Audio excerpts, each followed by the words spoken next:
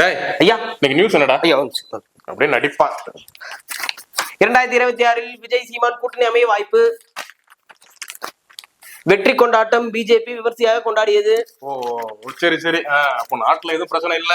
ஐயா பிரச்சனையா? இருங்க ஐயா, நீங்க கேட்டீங்க முதல் பேஜ்ல நான் சொன்னேன். வேலை நிவாரணம் கோரி விவசாயிகள் போராட்டத்தில் ஈடுபட்டனர்.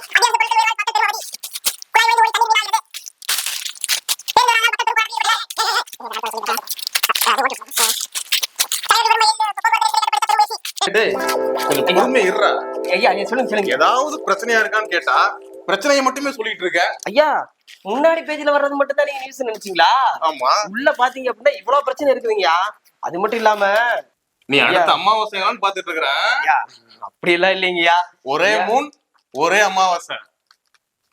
எத்தனை காலம் தான் ஏமாற்றுவார் இந்த நாட்டிலே.